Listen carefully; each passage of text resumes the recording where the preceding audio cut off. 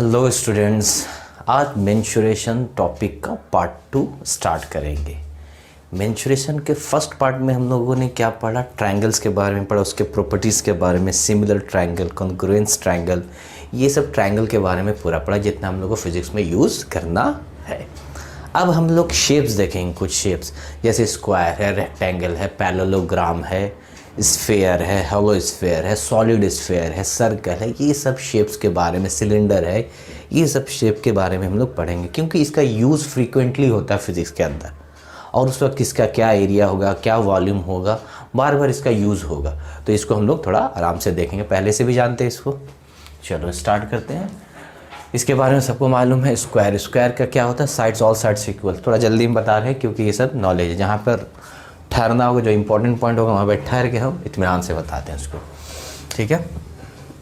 Square में मालूम है ये सभी साइड्स क्या होता है? सेम होता है। डायगोनल्स, डायगोनल्स जो है वो AC और BD, ये एक दूसरे को कितना एंगल पे कट करता है? 90 डिग्री पे, क्या एक दूसरे को कट किया, ठीक है। अब ध्यान से देखो, ये वाला पार्ट यूज़ होता है डायरेक्ट। अब लोग निकालने चले जाते, होगा क्या ना कि अगर मालूम नहीं रहेगा तो फिर तुम निकालना शुरू कर दोगे पाइथागोरस लगा के। तो अब पाइथागोरस तुरंत नहीं लगाना, अब हम लोग को सीख जाना कितना हो जाएगा, √2a। कैसे लगा समझ में आ गया? ये देखो राइट एंगल ट्रायंगल हो गया, पाइथागोरस लगा ऐसे। तो अब हम लोग याद रखेंगे डायरेक्ट कि लेंथ ऑफ द डायगोनल क्या होगा? √2a। एरिया क्या होता है? सभी को मालूम है, साइड का square. Perimeter, sum of the all the sides, a + a + a 4a हो जाएगा। और सभी एंगल कितना होगा? सभी एंगल 90 डिग्री होगा। क्लियर हुआ? तो इसमें सबसे इम्पॉर्टेंट वाला पॉइंट है ये थोड़ा ही भूलते हैं हम लोग। नेक्स्ट देखेंगे रेक्टेंगल। रेक्टेंगल में क्या होगा कि इसका जो साइड्स तो सेम नहीं रहेगा, ये तो पहले से भी मालूम है। लेंथ और ब्रेथ है, ठीक है। सभी साइड्स का एंगल कितना होगा? 90 डिग्री। जैसे इसमें था वही इसमें हालत है, सभी एंगल्स क्या है? 90 डिग्री। और अब यहाँ निकाल सकते हैं। अब इसको ध्यान से देखो, ये लेंथ हो गया, ये ब्रेथ हो गया, तो ये निकल जाएगा AC। ये तो फॉर्मूला से पाइथागोरस से। AC जो है वो परपेंडिकुलर, ये भी 90 डिग्री बनाता है, ठीक है, एक दूसरे को बाइसेक्ट करता है 90 डिग्री पे। पेरीमीटर कितना था? 2 × L + B, ठीक। इसी का सिमिलर दिखता है पैरेललोग्राम। अब ध्यान से थोड़ा देखना है इन दोनों में क्या डिफ्रेंशिएशन है, ध्यान से देखना है कि इन दोनों में क्या डिफरेंसेस हैं, ठीक है। चलो देखते हैं। देखो ये भी सेम लग रहा है इस तरह का कि ये भी पैरेललोग्राम भी है, वो लग रहा है कि एक रेक्टेंगल, लेकिन फ़र्क क्या है वो चीज़ देखना है। इसमें क्या है, अपोजिट साइड जो है वो एक दूसरे के पैरेलल होता है और साथ ही साथ जो लेंथ होता है वो कैसा होता है? इक्वल। मतलब हम बोल सकते हैं कि AD जो होगा वो पैरेलल होगा BC के, और इन दोनों की लंबाई जो होगी, लेंथ जो होगी, वो भी बराबर होगी। क्लियर? इसका लेंथ ले लो, इसको ब्रेथ ले लो। क्लियर? ये तो समझ में आ रहा। ये इसमें भी है, दोनों एक दूसरे के पैरेलल भी है और लेंथ भी इक्वल है, तो यहाँ पर से कुछ डिफरेंसेस पता नहीं चला। AD पैरेलल BC, उसी को लिखे यहाँ पर मैथमेटिक्स में। अपोजिट्स एंगल्स क्या होगा? इक्वल। ये ध्यान देने वाला है, मार्क करने वाला बात है। यहाँ पर सभी एंगल कितना था? 90 डिग्री था, देखो। लेकिन यहाँ पर अपोजिट साइड्स जो है, ये दोनों साइड्स का एंगल, हाँ, यहाँ पर अपोजिट एंगल्स जो है वो सेम है। देखो, angle A and angle C is equal to A, angle B and angle D is equal to B। यही जो है वो डिफरेंस बताता है दोनों के बीच में, रेक्टेंगल और पैरेललोग्राम के बीच में, ठीक है। एक दूसरा इंपॉर्टेंट पॉइंट है, कौन सा? कि ये जो एंगल है, एंगल B और C, ये दोनों मिलकर क्या होगा? सम उसका 180 डिग्री, क्योंकि ये एक क्वाड्रिलेटरल है। ध्यान से देखो, 4 साइड्स है इसमें, और सभी एंगल को जब ऐड करेंगे तो टोटल आना चाहिए 360 डिग्री। तो इन दोनों का एंगल जो है वो क्या है? B + C 180 डिग्री, जो कि एक सप्लीमेंट्री एंगल है। तो इसमें डिफरेंसेस समझ में आया। इसमें ध्यान देने वाला है, डायरेक्ट √2a हो जाएगा। ये मालूम है पेरीमीटर, लेंथ, इसके बारे में ज़्यादा नहीं। ये दोनों में डिफरेंसेस क्या है कि ये सभी एंगल्स क्या होता है? 90 डिग्री होता है, जबकि यहाँ पर अपोजिट्स एंगल्स का वैल्यू सेम होता है। और जबकि B और A, ये दोनों एंगल का सम कितना हो जाएगा? 180 डिग्री, ठीक है। चलो इसमें अब इसका अब पैरेललोग्राम का एरिया देखते हैं। एरिया इज इक्वल टू कितना होगा? एरिया ऑफ पैरेललोग्राम कितना होगा? Base into height. ये याद रखना है फॉर्मूला को। अच्छे से, ठीक है। तो हाइट कहाँ पर दिखेगा सर, तो देखो डायग्राम बना रहे हैं इसका, ये ए बी सी डी है। सपोज इसकी जो डिस्टेंस है वो बी है और इसका जो डिस्टेंस है वो ए है। ये जो लिए है बी और एल, ये डिस्टेंस है, तो इसमें ज़्यादा कन्फ्यूज़न नहीं होना चाहिए। चलो इसको हम ए ले लेते हैं, ये तो बी हो जाता है, कोई दिक्कत नहीं। तो अब देखो ये हाइट है यहाँ पर, तो अगर कोई पूछता है कि एरिया क्या होगा, तो एरिया को अब हम मैथमेटिकली कैसे लिख सकते हैं, आराम से लिख सकते हैं, बी इंटू एच लिखा जा सकता है। कमाल का बात क्या है यहाँ पर, अब देखेंगे ध्यान से कि ये मान लो एंगल जो बना रहा है वो कितना बना रहा है, थीटा। अब इसी एरिया को एंगल के टर्म में लिखना है, तो कैसे लिखेंगे, क्योंकि इसका यूज़ होता है वेक्टर चैप्टर में जाकर, ठीक है। तो area in terms of angle, देखो एंगल के टर्म में कैसे लिखते हैं हम, ठीक। हाइट के लिए देखो ये वाला ट्रायंगल, देखो मान लो ए यहाँ पर एन है, तो ट्रायंगल बी एन ए ये राइट एंगल ट्रायंगल हो गया। राइट एंगल ट्रायंगल में क्या निकालना है आपको, एच निकालना है, यही हाइट निकालना है। फिर से वही बात ट्रिग्नोमेट्री वाला जो हम बताए थे पहले, ध्यान से देख लो, ये एंगल थीटा हो गया, ये ए हो गया, ये एन हो गया और ये बी हो गया।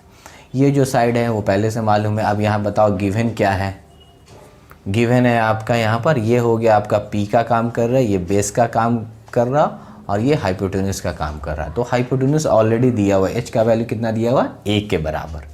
निकालना क्या है, ए, हाँ सॉरी, एच का वैल्यू ए के बराबर है। निकालना क्या है आपको, परपेंडिकुलर मतलब ए एन, और जिसको हम लोग क्या लिखे हैं, एच लिखे हैं। तो ये एच और ये कैपिटल एच में कंफ्यूज नहीं होना। ए और बी जो यहाँ हाइपोटेन्यूस है और ये जो है ये परपेंडिकुलर का काम कर रहा।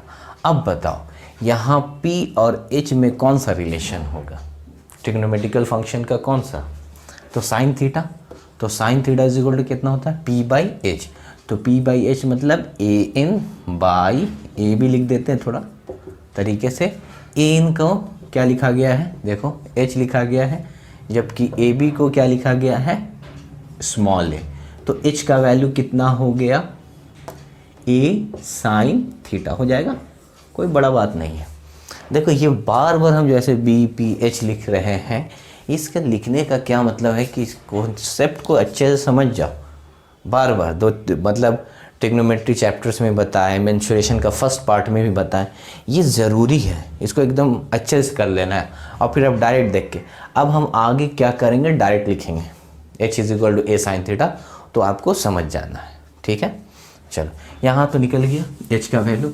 तो इसका एरिया जो है, अभी हम लोग किस टर्म में लिख रहे हैं, एरिया, एरिया को हम लोग लिख रहे हैं एंगल के टर्म में। तो देखो आगे area is equal to B तो हो गया, एच के जगह पे कितना लिखा जा सकता है, ए साइन थीटा।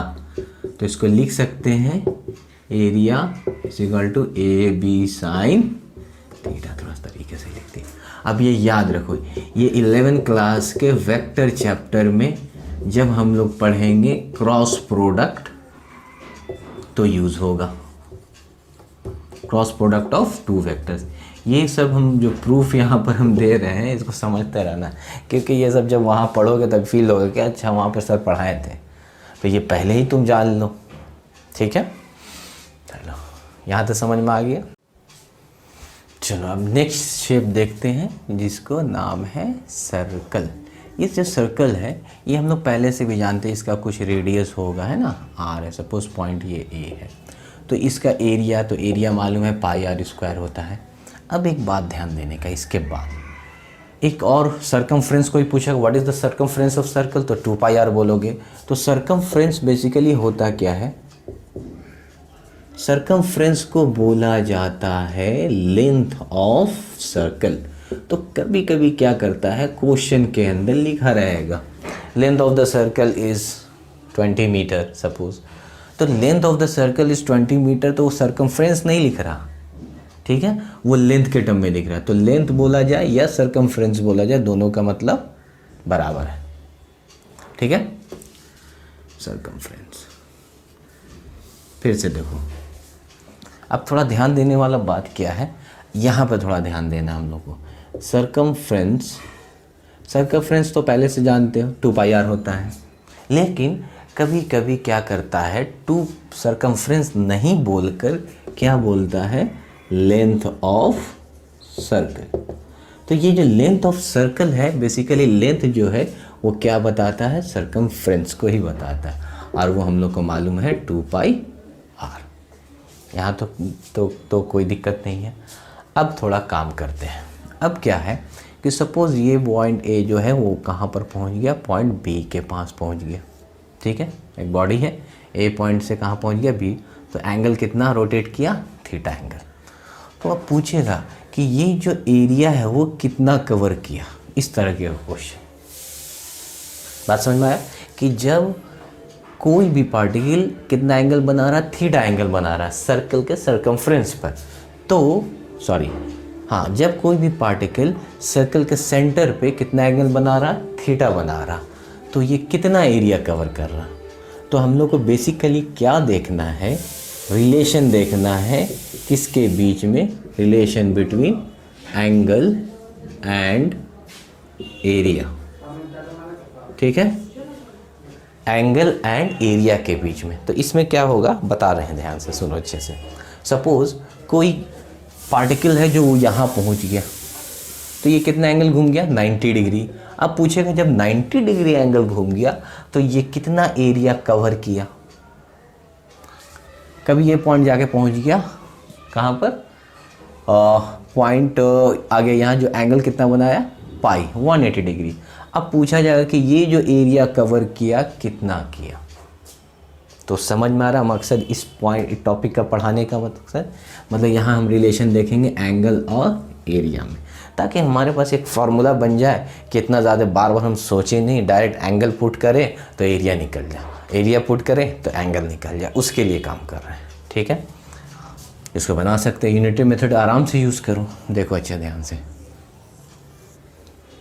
अभी पार्टिकल मान लो यहाँ पर है, अब ये घूम कर पूरा फिर यहाँ है, तो हम बोलेंगे फॉर 1 कंप्लीट साइकिल, ठीक है, फॉर 1 कंप्लीट साइकिल, एक कंप्लीट साइकिल या एक कंप्लीट रोटेशन या एक कंप्लीट रिवॉल्यूशन करने में कितना टोटल एरिया लग रहा है उसको, पाई आर स्क्वायर लग रहा है कि नहीं, बोलो, ठीक। एक कंप्लीट जब सर्कल करेगा तो कितना एरिया कवर करेगा, पाई आर स्क्वायर। इसी दौरान क्या हो रहा होगा कि एंगल भी मूव कर रहा होगा, तो एंगल कितना बन जाएगा, जब भी कभी 1 कंप्लीट रोटेशन होगा तो एरिया तो पाई आर स्क्वायर हो गया, लेकिन एंगल कितना हो गया, 360 के रेडियन में लिख सकते हैं 2 पाई, ठीक। इतना बात समझ में आया। इसका मतलब जब एंगल 2 पाई है तो आपका एरिया जो है वो कितना कवर हो रहा, पाई आर स्क्वायर। जब 1 होगा एंगल 1 रेडियन तो कितना होगा, पाई आर स्क्वायर बाई 2 पाई, ठीक है। और जब ये एंगल थीटा होगा तो कितना हो जाएगा, pi are square by 2 pi into theta. ये आ गया हम लोगों के पास मेन फॉर्मूला। अब ध्यान से देखो, ये पाई आर स्क्वायर तो ये लिख सकते हैं, ठीक है। चलो इसका देखेंगे, हम लोग यूज़ करेंगे। अब देखो यहाँ से इस पॉइंट को अच्छे से समझते हैं, ये हमारा क्या निकला, एरिया। तो एरिया कभी भी निकालना है अगर एंगल गिवन है तो हम लोग क्या कर सकते हैं, पाई आर स्क्वायर 2 पाई इंटू कितना लिख सकते हैं, थीटा। तो ये थीटा क्या है, एंगल। तो ये देखो तो रिलेशन आ गया कि नहीं आ गया, it is the relation between angle and area. अब इसका कमाल देखो यहाँ पर, अब हम बोलते हैं कि ये जो पार्टिकल है वो कितना कवर कर रहा है, एंगल पाई बाई 2 कर रहा। तो आप बताओ कितना एरिया कवर किया होगा, आराम से बता सकते हैं। ए इज इक्वल टू फॉर्मूला रखो, पाई आर स्क्वायर बाई 2 पाई, और एंगल के जगह पर कितना रखेंगे, पाई बाई 2, पाई बाई 2 रख दिए, तो कितना आ गया, पाई आर स्क्वायर बाई 4, और ये पाई ए एरिया बोल सकते हैं, ए बाई 4, मतलब 1/4 एरिया कवर करेगा जब 90 डिग्री एंगल जाएगा तब। और भी लेते हैं, चलो 30 डिग्री पे देख के देखते हैं ना। 30 डिग्री पे, 30 डिग्री को कैसे लिखा जा सकता है रेडियन में, बताओ। 30 डिग्री को π/6 लिख सकते हैं हम लोग, ठीक है, 180, ठीक, π/6 होगा तो कितना, तो हम लिख सकते हैं πr² × π/6 लिखा जा सकता है। तो ये पाई से ये पाई कैंसिल हो गया, यहाँ कितना आ गया πr² 12, तो कितना आ गया a/12। आगे समझ में आ रहा बात को। ये जो एरिया कवर हो रहा है इस टाइम में, अब जैसे मान लो r दिया हुआ तो निकल जाएगा। अब इसका यूज़ कैसे करेंगे देखो, और भी मतलब अब डायरेक्ट याद रखने का एक तरीका बता देते हैं। इतना πr² भाई ये नहीं, डायरेक्ट हम लोग लिख सकते हैं क्या कि area covered is equal to area of circle divided by 2π into angle subtended at centre. एकदम पूरा तरीके से हो गया, पूरा अंग्रेजी में, है ना, ठीक है। इतना समझ में आया बात को। Area covered is equal to area of the circle divided by, अब एरिया कवर्ड तो area is equal to a/2π into angle, खत्म, ज़्यादा नहीं, इतना, ठीक है, ये समझ। हाँ, अब हम लोग नेक्स्ट शेप देखेंगे जिसका नाम है स्फेयर। ये इसका बहुत सारा यूज़ होता रहता है हमेशा फिजिक्स में, ठीक है। सर्कल पढ़ लिए हम लोग। सर्कल और स्फेयर दोनों का शेप सेम बनता है बोर्ड में, क्योंकि ये बोर्ड में कैसा होता है 2D होता है। जैसे अगर हम सर्कल बनाए तो ये भी एक राउंड शेप है, और स्फेयर भी बनाते हैं तो राउंड शेप होता है। अब इसमें कन्फ्यूज़न होता है बच्चों के कि यहाँ पर ये भी सर्कल है, इसको राउंड शेप बोल रहे हैं, दोनों राउंड शेप है, सर्कल है कि स्फेयर है। तो बेसिकली थोड़ा सा डिफरेंसेस है। ये सर्कल जो होता है वो 2D होता है, और जबकि स्फेयर जो होता है वो 3D है। क्लियर? तो थोड़ा हम लोग स्फेयर के बारे में डिटेल में पढ़ेंगे। अब स्फेयर क्या है, 3D शेप का होता है। 3D shape just like that, मतलब ये कुछ ऐसा दिखेगा जैसे हम लोग ग्लोब को देखते हैं, ठीक, ये है ग्लोब, ठीक है। ये ग्लोब जो है ये है आपका एक स्फेयर है, देखो ये 3D शेप में। क्लियर हुआ? अब हम लोग इसके एरिया के बारे में जानते हैं। इसका बहुत ज़्यादा यूज़ है, 4πr इसका, ये बार बार होगा तो इसको आप याद करके रखोगे। वॉल्यूम का 4/3πr³, और ये देखो ये एक स्फेयर का शेप है। इसमें एक पॉइंट है कि rotation does not change their shape. अभी हम रोटेट कर रहे थे ग्लोब को, उसका शेप में कोई भी चेंजेस नहीं आएगा, तो रोटेशन इफेक्ट नहीं डालेगा। Larger circle on sphere is known as equator. देखो जैसे इक्वेटर तो हम लोग जानते ही है। ये इसका जो लार्जर स्फेयर है, ये वाला जो लार्जर सर्कल है, क्या बोला, largest circle on sphere is known as equator. ये एक स्फेयर है, इसका लार्जेस्ट सर्कल ये हुआ, ये पूरा इसके पीछे से भी होगा, है ना, that is known as equator, ठीक है। और ये देखो ये ऐसे चलता गया, ये सब सर्कल है पीछे में, मतलब पीछे में इसका सर्कल। अगर इसका हम बनाने जाएंगे तो यूं ही बनाएंगे इस तरह से शेप, थोड़ा गंदा हो जाएगा इसीलिए नहीं बना रहे। यहाँ देखो, ठीक है। तो जो लार्जेस्ट सर्कल होगा that is known as equator, ये इक्वेटर हो गया, ठीक है। और smallest part of sphere is known as circle. देखो यहाँ पर किस तरह शेप बनेगा, स्मॉलेस्ट वाला ये हो जाएगा आपका सर्कल। और यहाँ से आप रेडियस देख सकते हो। तो हम लोग को रेडियस एक देखने क्या मिल रहा है कि जैसे जैसे हम ऊपर की तरफ जा रहे हैं रेडियस क्या हो रहा है, डिक्रीज हो रहा है। क्लियर? और जिससे जैसे सेंटर से दूर जा रहे हैं नीचे की तरफ, वहाँ पर भी रेडियस क्या हो रहा है, डिक्रीज हो रहा है। क्लियर हुआ? तो स्फेयर में सेंटर से अप साइड में जाते हैं तो सर्कल क्या होता है, सर्कल का रेडियस क्या होता है, सेंटर से जब अप साइड की तरफ जाएंगे तो सर्कल का रेडियस डिक्रीज होगा, जब डाउनवर्ड जाएंगे तो भी रेडियस डिक्रीज होगा। इसका जो लार्जेस्ट पार्ट है, largest part that is known as equator. के बारे में पता चल गया हम लोगों को। अब आगे देखते हैं। तो ये था एक स्फेयर का छोटा सा डेफिनेशन। क्लियर? हम लोगों को मेनली याद क्या रखना है स्फेयर में, स्फेयर में ये याद रखना है कि इसका एरिया कितना होता है, 4πr², 4/3 पाई आर क्यूब, और ये एक डिफरेंसेस हम लोग देख लेते हैं, ठीक है।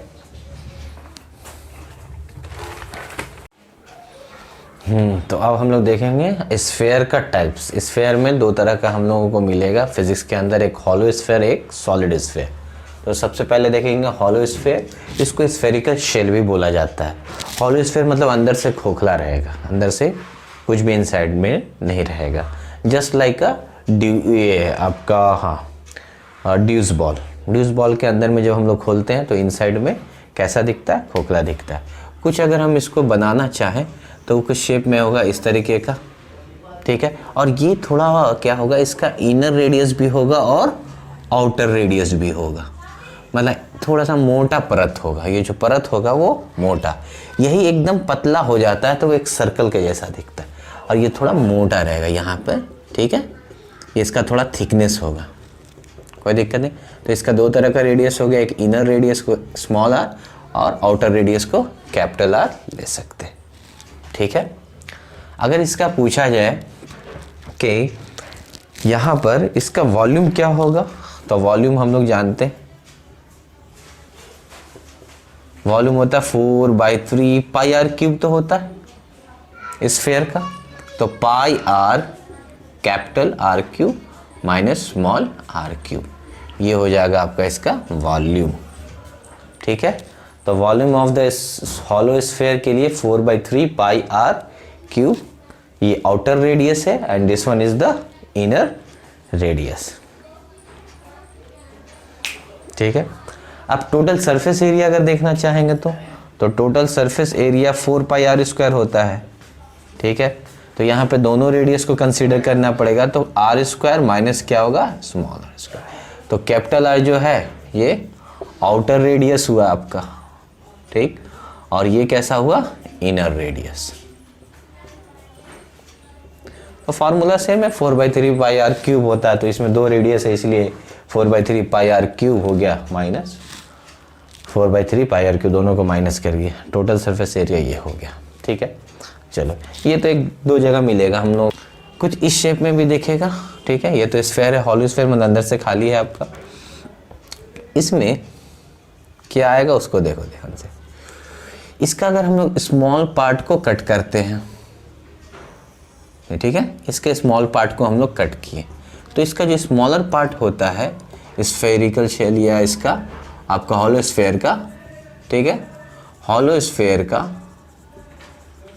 जो स्मॉलर पार्ट होगा, अगर छोटे छोटे टुकड़ों में बांटते हैं इसको, तो वो क्या मिलता है, एज अ रिंग मिलेगा, एज अ रिंग, ठीक है। ये रिंग शेप में मिलेगा, याद रहेगा इसको कि जब कभी भी हॉलो स्फेयर को छोटे टुकड़ों में बांटेंगे तो किस पार्ट में मिलेगा, रिंग के फॉर्म में मिलेगा, ठीक है। जैसे यहाँ पर है सपोज। अब अगर मान लो कि इस रिंग का कोई रेडियस पूछ दिया कि इसका रेडियस बताइए, मान लो r डैश है, जबकि इस स्फेयर का रेडियस कितना दिया हुआ है, r, ठीक है। ये एकदम एग्जैक्ट मिलेगा हम लोगों को आगे जाकर। और ये सपोज यहाँ पर जो एंगल बना रहा है वो थीटा, ये बना रहा है एंगल कितना, थीटा बना रहा, और ये छोटा सा जो इसका विड्थ है वो एंगल कितना बना रहा, डी थीटा, और रेडियस तो ये भी r है, ठीक है। इसको हटा दो। अब देखो अगर कोई पूछता है what is the thickness of the ring, thickness of ring, ring का थिकनेस इसका मतलब ये वाला विड्थ पूछ रहा, और ये विड्थ निकालने के लिए देखो एंगल है, ये आर्क का काम कर रहा और ये रेडियस, तो angle is equal to arc by radius, तो आर्क निकालना ये that is known as arc by और रेडियस हो गया, ठीक। अब ये आर्क जो है वही क्या है, थिकनेस ऑफ द रिंग, तो थिकनेस को हम लोग लिख सकते हैं कितना, r इंटू डी थीटा। तो इसको डायरेक्ट यूज करेंगे हम, ठीक है। ये हम तोड़कर बता दिए छोटा छोटा करके। आपको पूछेगा ये रिंग का कितना थिकनेस है, तो r इंटू डी थीटा। अब दूसरा सवाल पूछता है कभी कभी कि रिंग का ए मतलब रेडियस क्या होगा, रेडियस ऑफ रिंग। तो रेडियस ऑफ रिंग क्या होगा देखते हैं, जो r डैश निकालना है, आराम से देखेंगे, इसमें ज़्यादा कोई कॉम्प्लिकेशन नहीं होना चाहिए। यहाँ पर इसका मतलब ये क्या पूछ रहा है, इसका x कोऑर्डिनेट पूछ रहा है, ये x कोऑर्डिनेट हुआ और ये क्या हुआ इसका वाई कोऑर्डिनेट हुआ। तो इस पॉइंट का आपका कोऑर्डिनेट पूछ रहा है, तो कोऑर्डिनेट आराम से निकल सकता है, क्योंकि ये जो रेडियस है r, ये कितना बना रहा है, थीटा बना रहा। अगर हम इसको तोड़कर बाहर निकाल के दिखाएं तो कुछ ऐसा दिखेगा। ये देखो, ये वाला लाइन है r है, ये थीटा है और ये पॉइंट है, ठीक है। यही हम r डैश बोल रहे थे, ठीक है। ये वाला पॉइंट r डैश हुआ, ये आपका सेंटर O हो गया। तो अगर कोई पूछता है कि ये कोऑर्डिनेट कितना होगा, मतलब ये डिस्टेंस कितना होगा, तो ये डिस्टेंस कितना ले सकते हैं हम लोग, जिसके साथ एंगल बनाता है, याद करो, r cos theta and this one is r sin theta. तो इसका x कोऑर्डिनेट मतलब इसका जो रेडियस होगा वो कितना होगा, r cos थीटा। कर सकते हैं, ट्रिग्नोमेट्री में भी बताएं वही काम। ये राइट एंगल ट्रायंगल हो गया, ये सामने वाला काम कर रहा है P का, ये कर रहा है बेस का, ये कर रहा है हाइपोटेन्यूज का। तो निकालना हम लोगों को क्या है, बेस निकालना है। तो जब बेस निकालना था, एंगल दिया हुआ था, तो निकल जाएगा, बेस दिया हुआ ना, और ये किसका काम कर रहा, हाइपोटेन्यूज का। क्लियर। तो यहाँ से हम लोग निकाल लिए क्या, इसका रेडियस भी। तो रेडियस का वैल्यू कितना आ गया, r cos थीटा। ये दो यूज़ होता मिलेगा, तो जहाँ पर यूज़ होगा उसको हम लोग अच्छे से देख लेते हैं। इसका विड्थ हो गया r d थीटा, ये कैसे निकला, और रेडियस कितना हो गया, r cos थीटा। तो हॉलो स्फीयर में कुछ ऐसा दिखने वाला है आपको, ठीक है। चलिए, हो गया इधर कंप्लीट। अब नेक्स्ट देखेंगे हम लोग, क्या देखेंगे, नेक्स्ट हम लोग देख रहे हैं सॉलिड स्फीयर। सॉलिड स्फीयर में क्या होता है कि ये एक स्फीयर, इसके अंदर में मटेरियल भरा हुआ रहेगा, इनसाइड में मटेरियल रहेगा, ठीक है, जस्ट लाइक अ ड्यूस बॉल। जब हम लोग ड्यूस बॉल देखते हैं तो जब उसको निकालेंगे तो अंदर में, उसके अंदर क्या होता है, मटेरियल भरा हुआ रहता है। That is known as solid sphere, ठीक है। अब हम सॉलिड स्फीयर को अगर हम लोग कट करते हैं, अभी हॉलो में क्या था, हॉलो के अंदर में सिर्फ उसके सरफेस एरिया था, इनसाइड में खोखला था, that is known as hollow sphere, ठीक है। सॉलिड स्फीयर में अंदर में मटेरियल होगा, ठीक है। तो अंदर में मटेरियल, जब अब हम लोग जब इसको कट करेंगे, ये इसको कट किए तो ये क्या मिल गया, एक कॉइन के जैसा मिलेगा। मतलब ये किस फॉर्म में मिलता है, डिस्क फॉर्म में। तो इसका स्मॉलेस्ट पार्ट होगा, ये स्मॉलर पार्ट जो होगा of solid sphere, solid sphere का स्मॉलर पार्ट क्या कहलाएगा, डिस्क कहलाएगा, जस्ट लाइक कॉइन, ठीक है। कॉइन होता है, इतना बात समझ में आ गया, ठीक है। इसमें भी हम लोग देखेंगे कि इसका शेप के बारे में जानेंगे और एरिया के बारे में जानेंगे, ठीक। चलो, अगर एरिया पूछता है कितना है, तो एरिया सेम होगा 4 पाई r स्क्वायर, इसका रेडियस r है, ठीक है। तो सॉलिड स्फीयर का रेडियस कितना हो जाएगा, 4 पाई r स्क्वायर। चलो, ये इधर का शेप कंप्लीट हो गया। तो हम लोग सॉलिड का भी पढ़ लिए, स्फीयर हम लोग क्या क्या पढ़े, हम लोग स्फीयर पढ़े, स्फीयर का टाइप्स पढ़े, दोनों हॉलो और सॉलिड, दोनों इसका यूज़ होगा, थोड़ा सा फॉर्मूला उसमें याद रखेंगे। अब आते हैं नेक्स्ट स्टेप में, जिसका नाम है सिलेंडर, ठीक है। ये सिलेंडर जो है, इसका भी यूज़ होने वाला है। पहले सबसे पहले देखेंगे सिलेंडर क्या शेप है, किस तरह का शेप है। तो ये सिलेंडर कैसा है, 3D शेप होता है। इसमें बहुत सारा इंपॉर्टेंट पॉइंट को हम लोग ध्यान में रखेंगे। इसमें एरिया कितना होता है, अगर देखा, सॉरी, इसमें कितना सरफेसेस होता है, कोई पूछेगा how many surfaces in cylinder, तो सरफेसेस कैसा होगा, 3 तरह का सरफेस मिलेगा, 3 सरफेसेस होगा। अब इन 3 सरफेसेस में 2 कैसा होगा, 2 सर्कुलर सरफेस मिलेगा और एक कर्व्ड सरफेस मिलेगा। 2 सर्कुलर होगा और एक कर्व्ड, जस्ट लाइक ये मार्कर हो गया। जैसे देखो, ये जो है ये पूरा कर्व्ड सरफेस है, और 2 कैसा है, ऊपर वाला और नीचे वाला क्या है, सर्कुलर शेप का मिलेगा, ठीक है। ये सर्कुलर सरफेस होगा, ठीक। तो एक कर्व्ड सरफेस और दो सर्कुलर सरफेस, मतलब 2 सर्कल, ये पहला वाला मान लो सरफेस होगा, ये सेकेंड वाला हो गया, ये थर्ड वाला। तो 1 और 2 जो है वो सर्कल है, दिख रहा है। अब हम लोग नेक्स्ट शेप देखेंगे। जो क्या है cylinder. Cylinder just like LPG जो हम लोग के घरों में होता है गैस सिलेंडर, उस शेप में। या फिर ये मार्कर हो गया, ये भी एक क्या है सिलेंडर शेप में। सिलेंडर शेप कैसा होता है? पहला ये 3D शेप होता है। इसमें ध्यान देने वाली बात क्या है कि इसमें टोटल सरफेस कितना होता है ये जानना ज़रूरी है। टोटल सरफेस कितना होगा? ऐसे तो हम लोगों को दिखता है कि एक है, ऐसे नहीं, इसमें 3 सरफेसेस होता है। कैसा? 2 सर्कुलर दिखेगा ऊपर और नीचे 2 सर्कल, और ये जो है एक कर्व सर्कल है। सॉरी, तो हम लोगों को कितना सरफेस दिखेगा? कभी भी सिलेंडर में हम लोगों को कितना सरफेस होना चाहिए? 3 सरफेस। 3 सरफेस कहाँ कहाँ होता है वो देखते हैं। 2 कहाँ होता है? ये देखो टॉप और बॉटम में एक सर्कल शेप का है, तो 2 सर्कुलर शेप का हो गया और एक कर्व्ड सरफेस हो गया। तो टोटल मिला के कितना सरफेस हुआ? 3 सरफेस हुआ। Clear? Centre of the base, ये जो बेस है इसका, ये दोनों का सेंटर को मिलाएगा वो एक लाइन, जो लाइन क्या कहला रहा है यहाँ पर? हाइट। ठीक है, centre of the 2 base joint by L किया जाता है, that is known as axis. फिर से देखो एक बार क्या बोल रहे हैं। हाँ, टोटल कितना है? 3 सरफेसेस है। अब देखो नेक्स्ट बोला centre of 2 base joint by a line. इन दोनों बेस का सेंटर एक लाइन से जुड़ा हुआ है and that is known as axis. तो इसको क्या कहते हैं हम लोग? एक्सिस। और ये जो परपेंडिकुलर डिस्टेंस है between 2 bases that is known as height. Clear? Height. Top view से जब ऊपर से हम देखेंगे इसको तो ये कैसा दिखेगा? सर्कुलर। लेकिन जब साइड से देखेंगे तो वो कैसा दिखेगा? हमारा रेक्टेंगल। और ये जब रेक्टेंगल रोटेट होता है तो वो बना देता है सिलेंडर, सिलिंड्रिकल शेप में।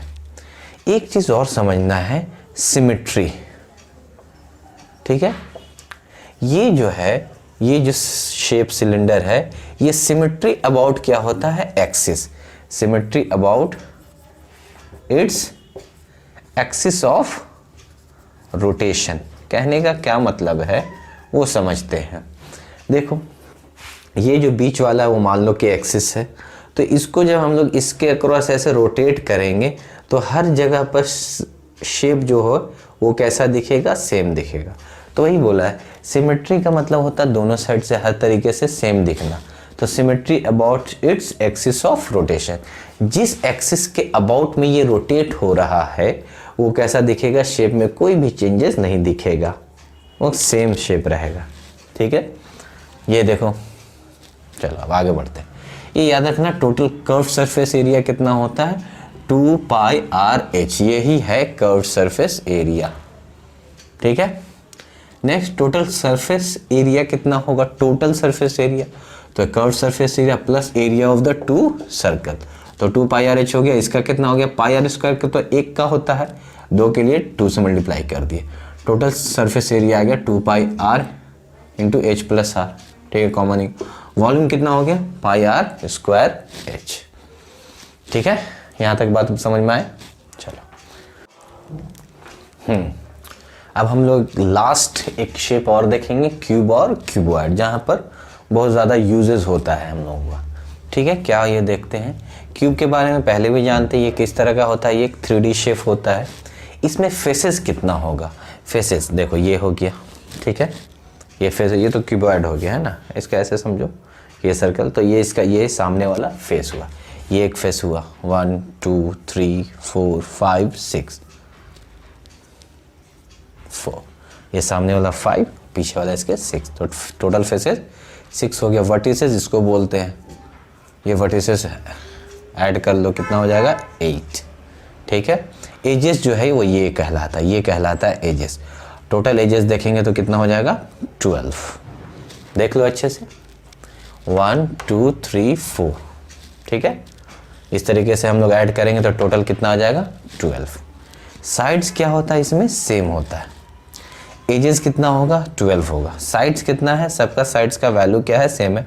सबका साइड का लेंथ कितना दिया हुआ? ए दिया हुआ। ठीक, और ईच फेस क्या है? आप कोई पूछेगा, ये इंपॉर्टेंट बात है कि ईच फेस क्या है इसका। तो ईच फेस, अगर एक फेस को कट करेंगे तो वो क्या मिलेगा? हमारा स्क्वायर मिलेगा। इसका मतलब है कि अगर 6 स्क्वायर को हम लेकर आ गए तो उससे हमारा क्या बन जाएगा? एक क्यूब बन जाएगा, रेडी हो जाएगा। ठीक है, बात समझ में आया? तो ईच फेस क्या होता है? स्क्वायर होता है। टोटल सरफेस एरिया ये मालूम है 6a स्क्वायर, वॉल्यूम मालूम है a क्यूब। डायगोनल आराम से हम लोग निकाल सकते हैं क्योंकि ये 3D शेप है, तो आ गया √3a। तो डायगोनल का वैल्यू कितना होगा √3a, पेरीमीटर 12a। तो इसमें याद रखने वाला जो बात है ये आता है जाके इलेक्ट्रोस्टैटिक्स 12 में चैप्टर है, उसमें इसका यूज़ हो जाएगा कि ईच फेस क्या होता है क्यूब का, तो ईच फेस क्या होता है स्क्वायर होता है। ठीक, उसी तरीके से देखो क्यूबॉइड भी एक 3D शेप है, इसका भी फेसेस 6 है, वर्टिसेस 8 है और एजेस 12 है, सेम है। फ़र्क क्या है कि ये क्या है, अगर इसका कोई पूछता है कि ईच शेप क्या है, तो ईच शेप किस तरह का होगा, रेक्टेंगल शेप का होगा। ठीक है, और साइड्स जो है वो क्या है डिफरेंट, जबकि यहाँ पे साइड्स क्या था सेम था।